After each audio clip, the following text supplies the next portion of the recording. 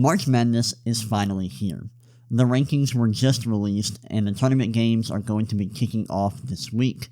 On today's episode of the Wire Podcast, we're going to dive deep into the rankings, discuss who the real contenders are, who are some teams that you should probably stay away from when making your bracket, who are some underrated teams, some teams that can potentially make a Cinderella run.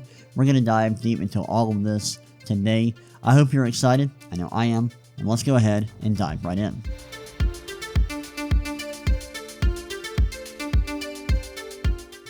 Alright, let's go ahead and get the show on the road. And we're going to start by looking at the rankings themselves. I don't have too much to say about the rankings. I feel like usually there are a few seeding issues here and there. Or at least there have been in recent years. But this year, I didn't really feel that way too much. I want to start off by talking about who got the number 1 seeds. So, in the East region, Duke, they got the number 1 overall 1 seed. They were the top ranked team in this year's field, which makes sense. They're the best team in the nation. They just won their conference championship. That makes sense. Then in the West region, Arizona's the 1 seed. They were the second ranked team in the field. That also makes sense. They have been amazing this year, and they, I believe, just won their conference tournament. Then we have Michigan as the 1 seed in the Midwest. They did not win their conference championship, losing to Purdue, but they are still a very, very good team, well deserving of a 1 seed. They've had a great season, and they are one of the better teams in this tournament field. Then the last number 1 seed went to Florida. There was some discussion, I believe, about who would get the last 1 seed. Would it be Florida or would it be Houston? Florida ended up getting that last 1 seed for the South region. So those were the 1 seeds. I do think it's interesting that Michigan ranked below Arizona, despite ranking higher in KenPom's analytical rankings, as well as the net rankings. And if you're not familiar with KenPom, KenPom is a site, analytical college, or a college basketball analytics website that has these net ratings, which is basically what is, how many points do you outscore your opponents by per 100 possessions, adjusted for the strength of your schedule. It is the gold standard for measuring how good each team is. And then the net ratings are something completely different. They're actually listed on the NCAA website, and it's basically measuring how good each team's raw resume is based on their record versus, certain quality of opponents, things like that. Michigan ranked higher than Arizona in both of these metrics, making it, interesting and a little bit surprising that Arizona finished ahead of Michigan in the tournament field. But that's what happens when you lose your conference championship game to Purdue. So, honestly, if you're Michigan, you can't complain too much about this. There was one team that I thought got hosed with the seeding, and that is Vanderbilt. So Vanderbilt had a great run in the SEC tournament. They went to the championship game, ended up losing to Arkansas, and they are just a 5 seed, which is a little surprising. I thought they could have been as high as a 3 seed. They're 12th in KenPom, so they are better than their seeding suggest. And what really hurts Vanderbilt is they got matched up with the best number 12 seed in the tournament field, according to KenPom. And 5-12 is always a seeding matchup ripe for an upset. And so if I were the Commodores, I'd be really upset by our seeding. You do get into the side of the bracket where you have probably the weakest 1 seed. But still, this is not a great first-round matchup for Vanderbilt. So, man, I would just be really disappointed if I were them. And this matters because in round 2, if they beat McNeese State, they're going to end up playing the winner of Nebraska-Troy. So, most likely they're going to have to play the winner, or they're most likely going to have to play Nebraska. If they were the 3 seed in this region, which is where Illinois is at, they would play Penn in round 1, and then it would have to play the winner of North Carolina and VCU and that would just be a more favorable second round matchup for Vanderbilt. So it may seem a minor complaint, but it actually does matter, in my opinion. So yeah, I felt bad for Vanderbilt. I also was really surprised that St. John's was seated behind Kansas, because St. John's is higher in KenPom and the net rankings, and St. John's won its conference. So I was really surprised by that. I don't think that makes a whole lot of sense. I don't know what the committee was cooking there. I thought St. John's deserved to be ranked higher than Kansas in the seeding. They're just a better team, and their resume is better. So I don't really understand why St. John's is the 5 seed in the East region while Kansas is the 4 seed. Another thing, and this is the last thing I want to touch on regarding the rankings themselves, we got to talk about Miami of Ohio getting in. Miami of Ohio has been talked about a lot recently. They went undefeated during the regular season, but despite that, there were still lots of people advocating for them to not make the tournament because some of their advanced metrics are not that great. Their strength of schedule was horrible this year, and so although they were winning a lot of games, their resume and their team strength just wasn't as good as their raw record would indicate. But they did end up getting into the tournament despite losing in round 1 of their conference tournament to UMass, which was a crushing blow. They got in as an 11 seed, but they were one of the last 4 teams in, so they're going to have to play in a play-in game, and they're going to be playing. Let me see who they're playing. If I remember correctly, I thought they were playing SMU. Let me see.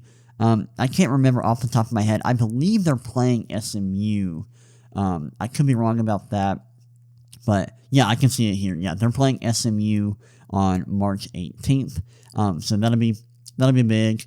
But, yeah, very interesting that Miami of Ohio got in. I thought they deserved to get in, but I wasn't going to complain if they were left out.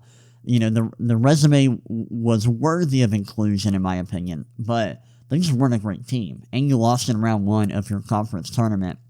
If you miss out on the tournament at that point, there's no room for you to complain. I think that would have been justified, but the committee let Miami of Ohio in. I think that is more than fair, and so I was satisfied with the committee's decision to do that. Those are my thoughts on the rankings themselves. I didn't want to talk too much about that. Now I want to move on and talk about who are the actual contenders in this year's tournament. And I think there are a lot of contenders, actually. And what I define as a contender is what historically, what are the historical indicators of teams who can win the championship? Over the last 20 plus years, teams who have a top 40 offense and a top 25 defense by the KenPom rankings are teams who have a chance to win the championship. A vast majority of national champions over the last multiple decades have had a top 40 offense and a top 25 defense. Now, who are those teams that fit this criteria this year? We've got Duke, who has the 4th ranked offense, 2nd ranked defense. We've got Arizona with the 5th offense, 3rd defense. We've got Michigan with the 8th offense, number 1 defense. We've got Florida, 9th offense, 6th defense. There's Houston with the 14th ranked offense, 5th ranked defense. We've got Iowa State, the 21st ranked offense, 4th ranked defense. We've got Michigan State with the 24th offense and the 13th defense. Gonzaga, who has the 29th offense and the 9th defense. Connecticut with the 30th offense and the 11th ranked defense. Virginia with the 27th offense and the 16th defense. Tennessee with the 37th offense and the 15th defense. Louisville with the 19th offense and the 25th ranked defense. And then lastly, Texas Tech with the 12th ranked offense and the 33rd ranked defense. So that's key. It's really important to look at this stuff, especially if you're trying to win your bracket group, or you're just trying to have an optimized bracket. It's really important to look at these kind of metrics and follow what the historical trends are. That's going to help you put together a really smart bracket and make optimized picks. Now, who are the teams that just missed the cut and that are close to being a contender, but just missed out? There are a handful of teams like this. You've got Illinois, who has the second-ranked offense, but just the 28th-ranked defense. You've got Purdue with the number 1 offense in the nation, but the 36th-ranked defense. There's Vanderbilt with the 7th-ranked offense and the 31st-ranked defense. St. John's with the 44th-ranked offense and the 12th-ranked defense. Texas Tech with the 12th-ranked offense and the 33rd-ranked defense. Then you've got St. Mary's with the 43rd-ranked offense and the 19th-ranked defense. So those are a handful of teams who are close to being a contender, but not quite. And that's either because their offense isn't quite good enough or their defense isn't quite good enough. But yeah, and then another thing to add on to this, I know I talked about teams who have a top 40 offense and a top 25 defense, according to KenPom, are historically teams who have a chance to win the championship. On top of that, a vast majority of champions over the last, many years have had a 21st ranked offense during the regular season or like coming into the tournament. And so teams who fit that mold of the championship contenders we've already talked about include Duke, Arizona, Michigan, Florida, Houston, Iowa State, and then we've got Louisville and Texas Tech.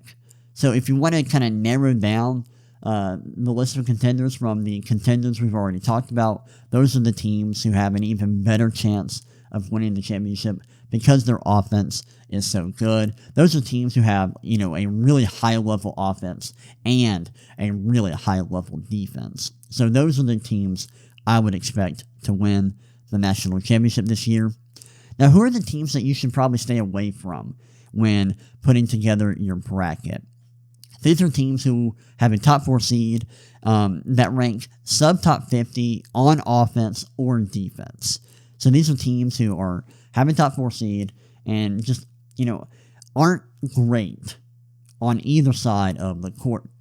Teams that fit this criteria are Alabama, who have the 67th ranked defense, Nebraska, who have the 55th ranked offense, and Kansas, who have the 57th ranked offense. These are teams that I would not have going too far in the tournament. You can have them winning a game or two, but I would not put any of those teams in the Final Four. Those are not teams I would be confident can make a deep run in the tournament, simply because their offense or their defense isn't quite good enough. Next up, I want to talk about some sneaky teams. These are teams seeded 7 through 10 who have like an interesting trait or that is just really well-rounded for their seed. Number 1, we've got Louisville. I love Louisville. I think Louisville got a tough break with their 3 seed because Louisville is the 6th seed in the East region, but if they win their round 1 matchup with South Florida, they're going to have to win. They're going to have to play the winner of Michigan State and North Dakota State, and Michigan State is really, really good. So that's tough for them. But Louisville's awesome. I think they can beat Michigan State. It's just going to be a really tough second round matchup for Louisville. But they're a really good team on both sides of the ball. They're a legitimate championship contender based on historical trends. A couple of years ago, I was really high on UConn when they won their, I believe it was their first national championship under Dan Hurley, and they were the 4 seed. And I picked them to win the national championship. I'm not picking Louisville to win it all this year, but they are a team who is not a top 40 seed that I believe has a chance to win it all. And it would not shock me if they, made it to the Elite Eight. Like they are truly that good. And I think people are sleeping on them. Iowa's also a really interesting team. They are the ninth seed in the South region, but they are top 30. I believe they're like around top 30 on offense and defense. I got the notes right here. They're 31st on offense and 30th on defense. Really well-rounded. Not like elite on either side of the ball, but it's going to be hard to find a team with a seed this low who's this well-rounded. And so that's really interesting. I think they're a team that can make it to the second round. They're matched up with Clemson in round 1. I think they're going to win that matchup, and then they would have a really interesting game against Florida, who is really, really good. And then there are a handful of teams who are seeded 7 through 9 who I think are really interesting because they rank top 50 on offense and defense. That is St. Mary's, Kentucky, North Carolina, Utah State, Miami, and Villanova.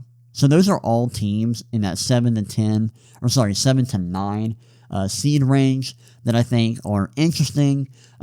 Teams that can win a game, maybe possibly 2 games in the tournament. I don't know. I don't think I'd pick any of these teams to make a huge run in the tournament. Maybe St. Mary's, just because they are like close to meeting the statistical requirements to be a contender. They're a team that actually could make a solid run in the tournament. But all of these teams are teams that I have my eye on when I'm making my bracket.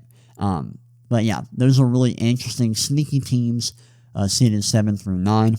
Clemson's really interesting. They're ranked 8th. They're an 8th seed. They rank 20th on offense. Their defense is pretty bad, though, from what I remember. I'm pulling up the KenPom rankings right now, and I'm looking for Clemson. Yeah, they are... I think I said 20th on offense. They're 20th on defense. 71st on offense. Not great there. Not great offensively, but really good defensively. So that makes them interesting. Iowa-Clemson is a game I'm going to be keeping my eye on in round 1.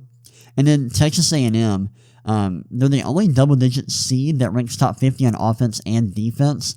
St. Louis is actually really close, but they rank just 51st on offense. So A&M is also an intriguing team there. They're a team that's has a double-digit seed, but it's actually, pretty good offensively and defensively. So they can make a run in the tournament as well. But they've got a really tough matchup with St. Mary's in round 1. And so I don't think they're going to make it to the second round, but they definitely are pretty solid for a 10 seed. Now, who are the Cinderella teams? I think this is going to be something that everyone cares a lot about. Who are the double-digit seeds who have a chance to make a deep run in the tournament? When I talk about Cinderella teams, I'm going to be talking about teams who are seeded 11 through 16 who have kind of an intriguing analytical profile. With this, we're going to be looking at like NC State and Texas. Those are 2 teams who are in the play-in. They're fighting to get into round 1. They're going to be playing tomorrow night. So we got NC State and Texas. Both of these teams are really interesting because they're awesome on offense. They both rank top 20 on offense. Their defense is really bad, but the offense is excellent, and they're viable options to advance to round 2 despite being in the play-in. Historically speaking, at least one team in the play-in usually advances to round 2. I would pick NC State or Texas to move on to the second round this year. If I were to pick a team from the play-in to advance to round 2, they would have a tough matchup with BYU in round 1, the winner of that NC State Texas play-in. But those 2 teams, I think, are the best bets of the teams in the play-in to move on to the second round. So I think that's interesting. Then we got VCU and South Florida are on the verge of ranking top 60 on offense and defense. So those are some possible upset picks in round one.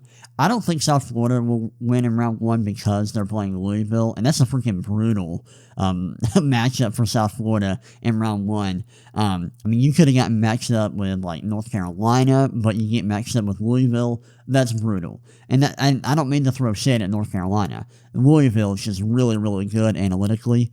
So I'd be pissed if I were South Florida. And VCU, they actually get to play North Carolina, and they're a team I think that can actually move on to round two. North Carolina is missing their best player in Caleb Wilson, so that hurts them. North Carolina is the favorite in that game, but I can definitely see VCU moving on to the second round. Sportsline, which is like a website from CBS Sports that's all about like sports betting picks, things like that. They release like an optimized bracket each year for March Madness that usually does really, really well in bracket challenges. And in that bracket, they actually had VCU moving on to round two, which is interesting.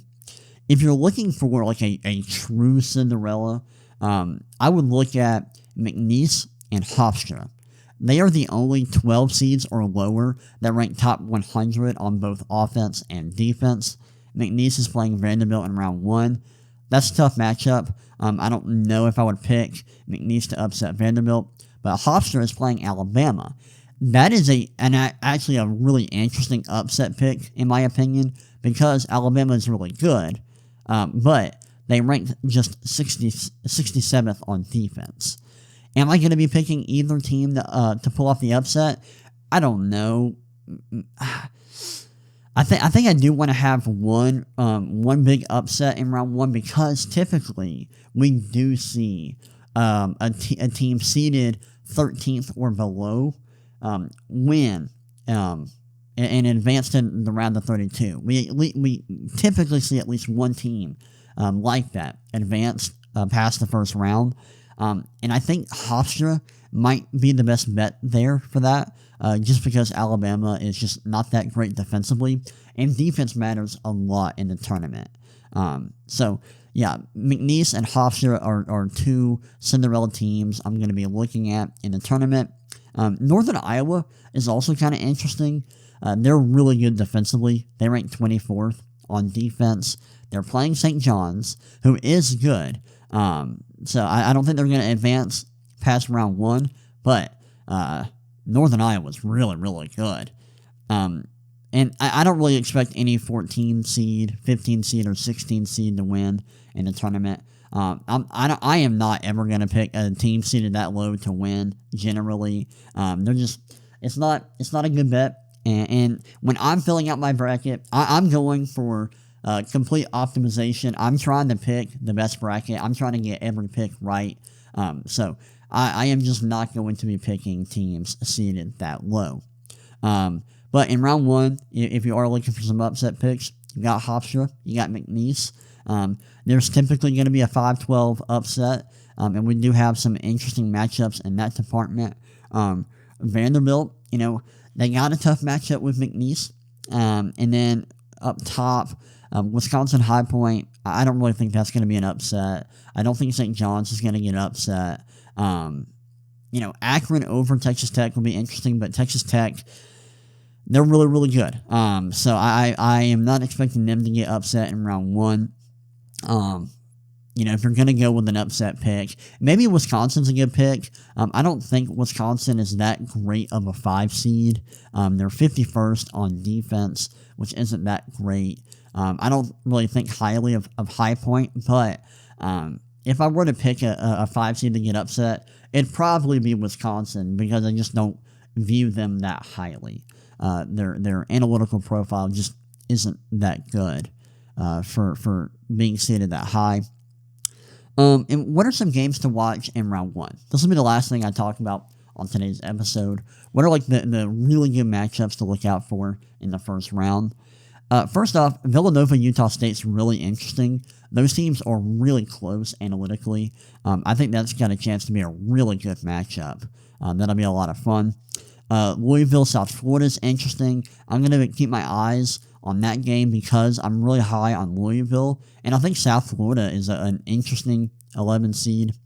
Then we've got, let's see, Clemson, Iowa can be a really good game. That can be a lot of fun. St. Mary's A&M is a great 7-10 matchup. That's going to be awesome. Let's see, anything else? NC State, Texas versus BYU will be a game to look out for, because I think that is a game where we're most likely going to see a team from the play-in advance to the second round. So that should be really good. Oh, Georgia St. Louis is a great matchup in round 1. That's got a chance to be a fun game.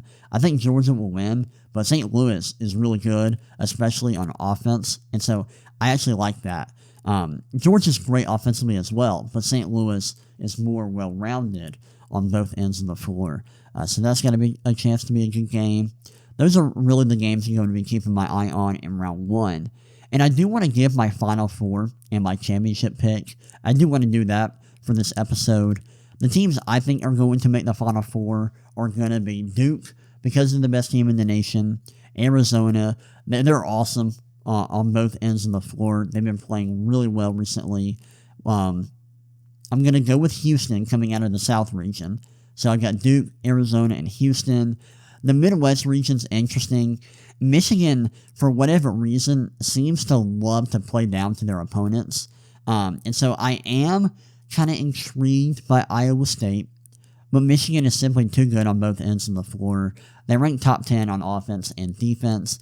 Iowa State ranks outside the top 20 on offense. So I'm going to rock with Michigan, though I am kind of interested in picking Iowa State to make the Final Four. I'm going to stick with Michigan. They're just too good. I'm going for optimization with my bracket, so I've got to roll with the Wolverines. I do think this is a very tough bracket here, a very tough region in the Midwest. I think Tennessee and Virginia are both awesome teams that can make a push for the Final Four. There's a lot of contenders in this region. So if Michigan doesn't make it, Tennessee, Virginia, and Iowa State can make it to the Final Four. Texas Tech as well. Those are all great teams. But I'm going to stick with Michigan. And then I think Duke will beat Houston in the Final Four. And I think Arizona will beat Michigan. And that sets up a Duke-Arizona national championship. And I think Duke would win that game to win it all this year. The Blue Devils are simply too good. They're awesome. A historically good team. One of the best teams we've seen in recent memory. They're just excellent across the board. They're awesome. They got, probably the best player in the nation in Cam Boozer. They're playing at a high level, coming off a conference championship. Duke is my championship pick for this season. And yeah, those are my thoughts on the tournament. I'd love to hear your thoughts as well. If you're watching this on YouTube, let me know what you think in the comment section down below. Also, leave a like and subscribe if you haven't already. And you can also let me know what you think on social media. You can hit me up on Twitter. My Twitter is the Ryan McCrary. That's RyanMCCRary. If you're listening to this on Spotify or Apple Podcast or wherever you get your podcast, please leave a review. That would help me out a lot as well. I hope you all enjoyed this episode, and I will see y'all next time. God bless.